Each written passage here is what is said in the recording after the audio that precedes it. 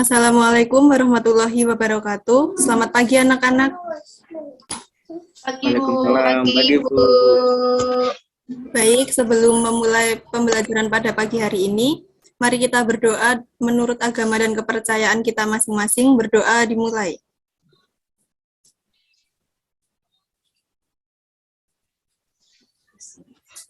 Berdoa cukup. Baik, apakah hari ini ada teman kalian yang tidak berangkat? Tidak Bu. Baik, karena semuanya hadir, semoga kita selalu dalam keadaan sehat walafiat.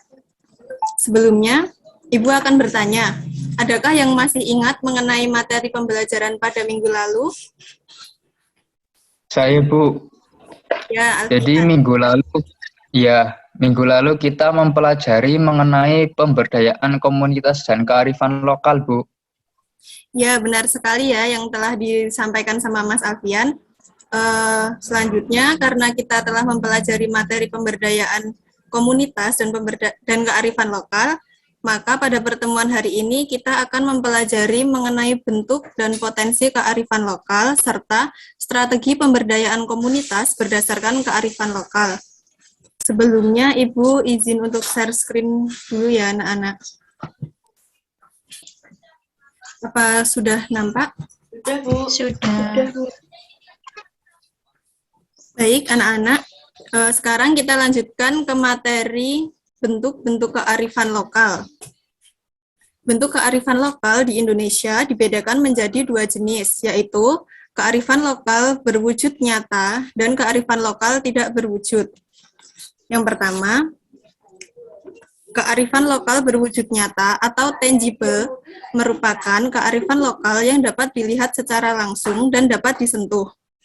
Kearifan lokal berwujud nyata ini dibagi menjadi 3 jenis, yaitu yang pertama, kearifan lokal tekstual, yaitu merupakan kearifan lokal yang berbentuk tulisan atau tekstual.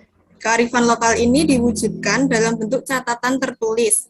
Contohnya seperti kitab tradisional Jawa atau primbon, naskah pada daun lontar, dan lain sebagainya. Kemudian yang kedua, benda cagar budaya atau tradisional, yaitu kearifan lokal yang berbentuk tradisional, hasil karya masyarakat yang menyimpan kearifan lokal di dalamnya. Contohnya seperti patung, senjata tradisional, alat musik, dan tekstil.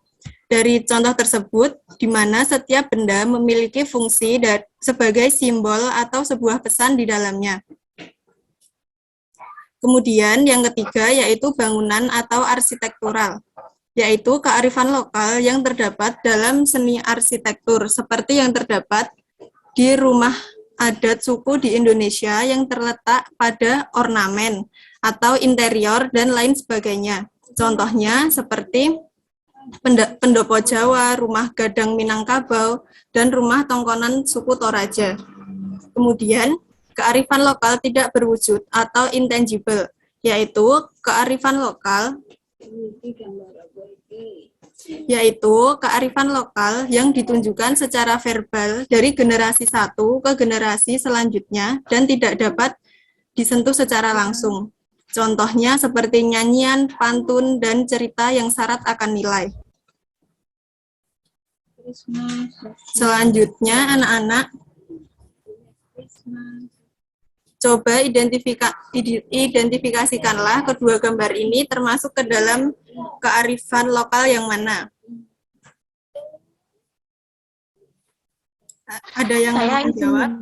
Ya, silahkan Mbak Risma. Untuk gambar pertama ini termasuk dalam bentuk kearifan lokal bangunan arsitektural, karena di dalam rumah adat biasanya memiliki ornamen yang memiliki sebuah makna gitu. Ya, tepat sekali ya yang disampaikan oleh Mbak Risma. Selanjutnya untuk gambar kedua, ada yang bisa menjawab? Saya Bu, izin untuk Ya, Mbak menjawab. Hanifah. Ya, gambar kedua itu termasuk ke dalam bentuk kearifan lokal tidak berwujud karena tembang gembuh merupakan nyanyian tradisional masyarakat Jawa yang memiliki makna di dalam Ya, benar sekali ya apa yang telah disampaikan oleh Mbak Risma dan Mbak Hanifah. Selanjutnya, Ibu akan melanjutkan ke materi potensi kearifan lokal yang ada di Indonesia.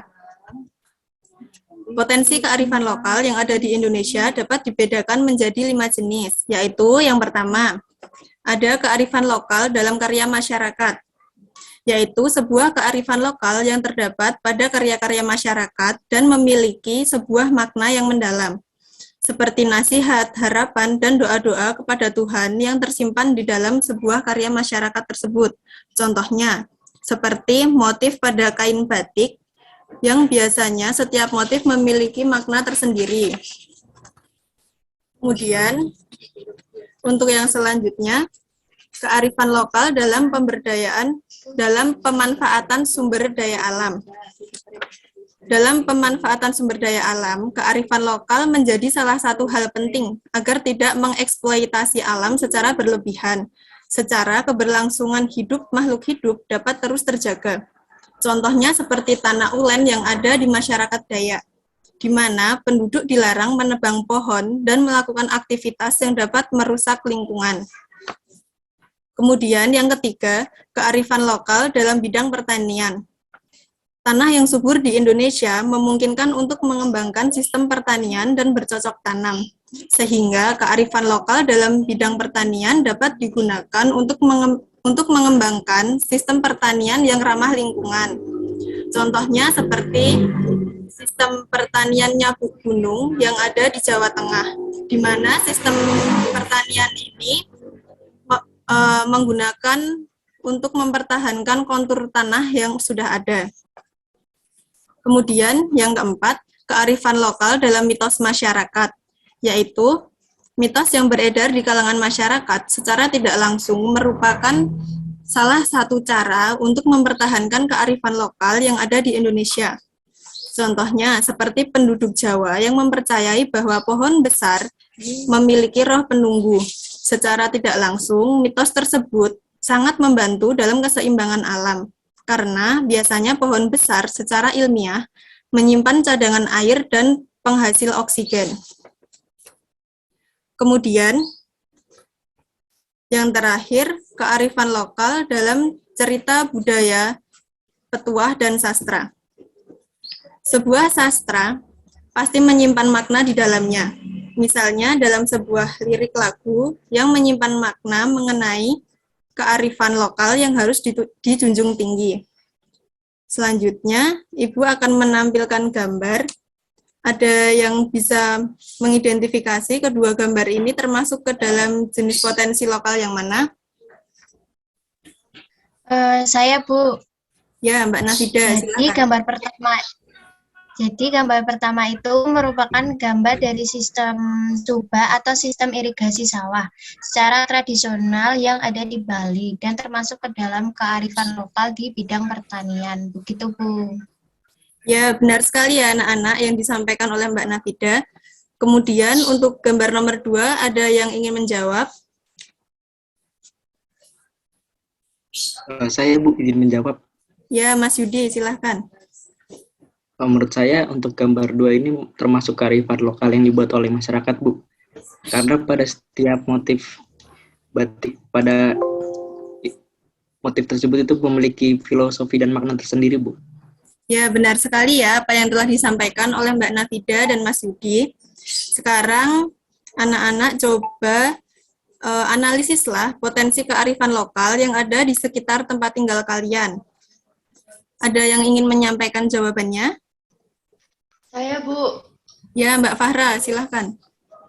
Kalau di daerah tempat tinggal saya itu ada ini, Bu, pembuatan gerabah dari tanah liat gitu. Nah, gerabahnya itu diproduksi dalam bentuk yang beda-beda. Jadi, setiap bentuknya itu memiliki arti tersendiri, Bu.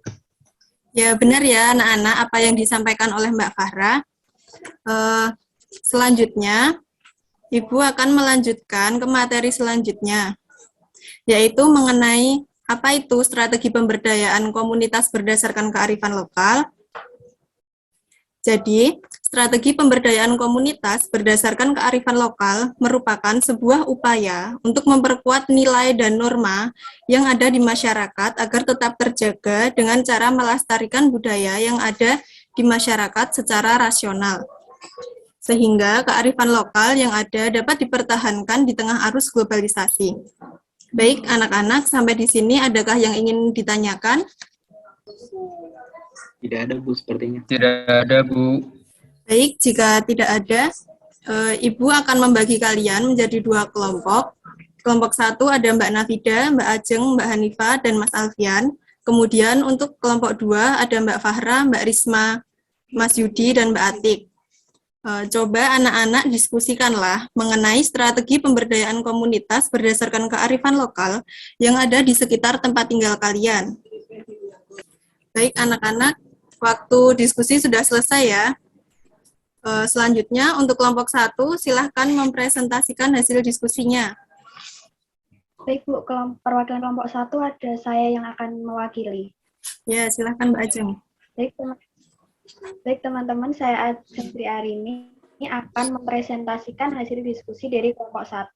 Jadi kelompok 1 ini melihat yang ada di daerah saya, yaitu ada komunitas pengrajin batik. Kemudian pengrajin batik ini melakukan strateginya dengan memberdayakan masyarakat di lingkungan sekitar untuk belajar membatik supaya bisa ikut menjaga kearifan lokal. Ya, terima kasih Mbak Ajeng untuk presentasinya.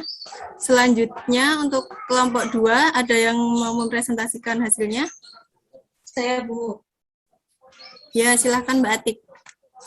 Ya, baik teman-teman, sebelumnya saya Tikotul, perwakilan dari kelompok 2, akan menyampaikan hasil diskusi dari kelompok kami, di mana di daerah tempat tinggal saya terdapat sebuah desa wisata yang mengembangkan potensi kebudayaan seperti seni tari, seni kerajinan yang berasal dari masyarakat. Desa wisata ini dikembangkan oleh masyarakat sekitar sebagai salah satu upaya untuk pelestarian kearifan lokal yang dimiliki oleh masyarakat. Terima kasih, Bu. Ya, terima kasih kepada kelompok 1 dan kelompok 2 yang telah mempresentasikan hasil diskusinya. Selanjutnya, Ibu akan menjelaskan mengenai proyek yang akan kalian lakukan. Karena tadi kalian sudah berdiskusi, maka untuk tugas selanjutnya, silahkan secara berkelompok melakukan observasi dan wawancara sederhana kepada komunitas yang terlibat dalam pemberdayaan yang telah kalian diskusikan tadi. Karena masih dalam masa pandemi, observasi dan wawancara harus memperhatikan protokol kesehatan ya anak-anak. Kemudian, yang perlu diperhatikan dalam wawancara tersebut adalah mengenai tahapan dan aktor yang terlibat dalam pemberdayaan komunitas tersebut. Kemudian untuk laporannya, kita akan susun pada pertemuan minggu depan dalam bentuk mind mapping. Baik, anak-anak, apakah ada yang ingin ditanyakan? Belum, Bu. Baik, jika tidak ada yang ingin ditanyakan, mari kita simpulkan pembelajaran pada hari ini. Ada yang ingin menjawab? Ada yang ingin menyimpulkan? Saya, Bu, izin mau menyimpulkan. Ya, silahkan Mas Alfian. Jadi hari ini kita mempelajari mengenai bentuk kearifan lokal, yaitu kearifan lokal berwujud nyata dan kearifan lokal tidak berwujud. Potensi kearifan lokal yang meliputi kearifan lokal dalam karya masyarakat, pemanfaatan sumber daya alam, bidang pertanian, dalam mitos masyarakat dan kearifan lokal dalam cerita budaya, petuah dan sastra, serta strategi pemberdayaan komunitas berdasarkan kearifan lokal. Begitu, Bu, terima kasih. Ya, terima kasih Mas Alfian yang sudah menyimpulkan pembelajaran pada pagi hari ini. Kemudian, mari kita akhiri pembelajaran pada pagi hari ini dengan berdoa sesuai dengan agama dan kepercayaan kita masing-masing. Berdoa mulai.